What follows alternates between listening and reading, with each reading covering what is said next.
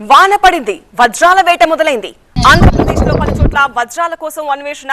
2 రోజులుగా కురుస్తున్న వర్షాలతో కర్నూలు, ఎన్టీఆర్ జిల్లాలో వజ్రాల వేట కొనసాగుతోంది. ఒక్కటి దొరికితే చాలు లక్షల్లో డబ్బు.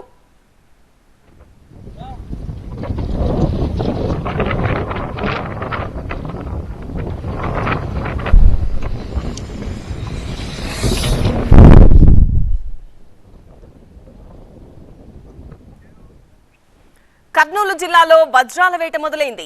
ఏటా తొలకరి వానలు ప్రారంభమయ్యాక వజ్రాల కోసం వెతికేవారు. ఈసారి మాత్రం ముందుగానే వేసవిలో అకాల వర్షాలు పడుతుండటంతో వేట ప్రారంభించారు. తుగ్గలి, జొన్నగిరి, రామగిరి, పగిడిరాయి ప్రాంతాల్లో 2 రోజులుగా వజ్రాల అన్వేషణలో బిజీ అయ్యారు. ఒక్క వజ్రమైన దొరకపోదా అంటూ వజ్రాల కోసం గాలిస్తున్నారు. ఉదయం నుంచి సాయంత్రం వరకు వజ్రాల వేట కొనసాగుతుంది. మరోవైపు దొరికిన వజ్రాలను కొనేందుకు వ్యాపారులు కూడా సమీప ప్రాంతాల్లో తిష్ట వేశారు. ఇటు ఎన్టీఆర్ జిల్లా గుడిమెట్లలో కూడా వజ్రాల వేట కోసం జనం పోటెత్తారు. పగలు రాత్రి అన్న తేడా లేకుండా వజ్రాల కోసం వెతుకుతున్నారు. ఈ మధ్య పల్నాడు జిల్లాకు చెందిన వ్యక్తి ఒక విలువైన వజ్రం దొరికింది. దీంతో వజ్రాల గుట్ట దగ్గరకు జనాలు తరలి వస్తున్నారు. వజ్రాల వ్యాపారులు సైతం క్యూ కట్టారు. తమ మనుషులను కూడా అక్కడే ఉంచుతున్నారు. ఎవరికైనా వజ్రాన్ని పోలిన చిన్న రాయి దొరికినా దాన్ని నిగ్గు తేల్చేందుకు వ్యాపారులు రెడీగా ఉంటున్నారు. ఇదే అంశంపై మరింత సమాచారం టీవీ9 కరెస్పాండెంట్ బాబీ అందిస్తారు. ఎన్టీఆర్ జిల్లా గుడిమెట్ల గ్రామంలో ప్రస్తుతం నేనున్నాను. గత 3 రోజులుగా కురిసినటువంటి వర్షాల కారణంగా పెద్ద ఎత్తున ఇక్కడ వజ్రాల కోసం వేట కొనసాగిస్తూ ఉన్నారు. ఈ కొండ ప్రాంతాన్ని కూడా ప్రస్తుతం మనం విజువల్స్లో చూడొచ్చు.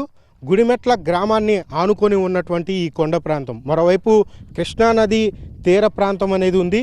ఈ తీర ప్రాంతాన్ని ఆనుకునే ఉన్నటువంటి ఈ కొండ ప్రాంతంలో వజ్రాల కోసం అయితే వేట కొనసాగిస్తూ ఉన్నారు. ఇటు వృద్ధులు, చిన్నారులు, పెద్దలు కూడా ఇక్కడ పెద్ద ఎత్తున చేరుకొని వజ్రాల కోసం అయితే తవ్వకాలు చేపడుతూ ఉన్నటువంటి పరిస్థితి ప్రస్తుతం మనం విజువల్స్లో చూడొచ్చు.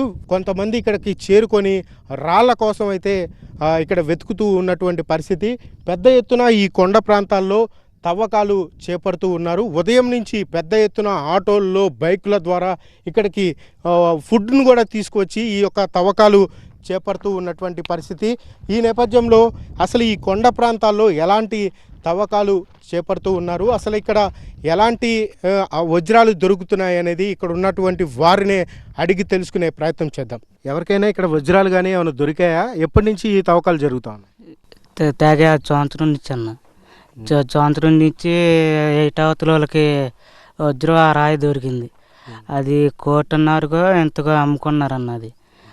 అసలైతే తెగ 10 సంవత్సరాలు ఇచ్చి వస్తున్నారు జనం.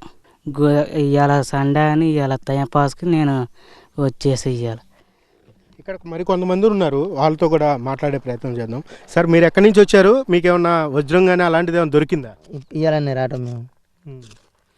అంటే ఈ టైంలో ఇక్కడ వజ్రాలు దొరుకుతాయని అసలు ఎవరు చెప్పారు? అసలు ఇక్కడికి ఎందుకు వచ్చారు మీరు? చెప్తుంటే అనుకుంటుంటే వచ్చాను అంతే. మామూలుగా మా వాళ్ళు వస్తుంటే వచ్చినాం ఇక్కడికి అంతే. ఎవరికైనా దొరికిందా ఇక్కడ వజ్రం కానీ అలాంటిది? అన్నారండి దొరికిందని. నందిగం అటు సైట్ దొరికిందన్నారు అంతే. అంటే ఇక్కడికి సుమారు ఎంతమంది వచ్చి ఇలా తవ్వకాలు చేస్తూ ఉంటారు? ఏ టైం వరకు ఉంటారు ఇక్కడ? సాయంత్రం 5 దాకా ఉంటారండి. రోజుకి సుమారు 100 మందికి పైగా ఇక్కడికి చేరుకొని తవ్వకాలు చేపడుతూ ఉంటారని చెప్పని కూడా ఇక్కడ ఉన్నటువంటి ప్రత్యక్ష సాక్షులు కూడా చెప్తూ ఉన్నారు.